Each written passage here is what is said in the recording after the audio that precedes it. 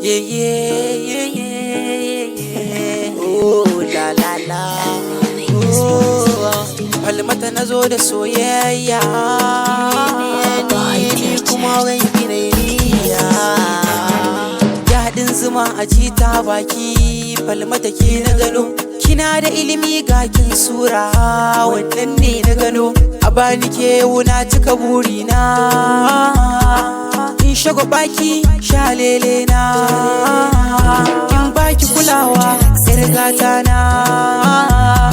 Ke nayi zaɓi kalbi hukki Phalmata. Baki da madadi karki raddi Phalmata.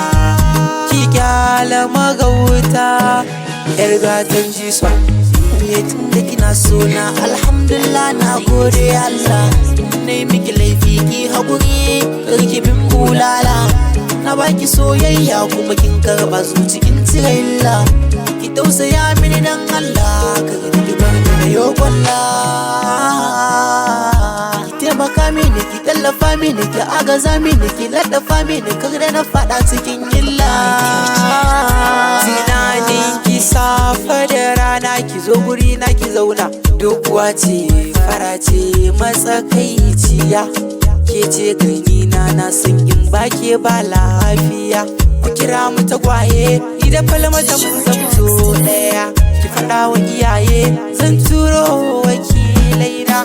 Zaɓin Allah ne shi ne ya cika min burina. Wanda baya san mu Allah ya kauda idan sa.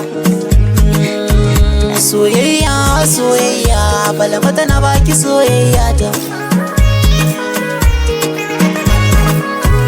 Mai kudiri na dau aniya buri nake ki zan min na mata. Zan jure nisan tafiya inda zan gabar kaunata.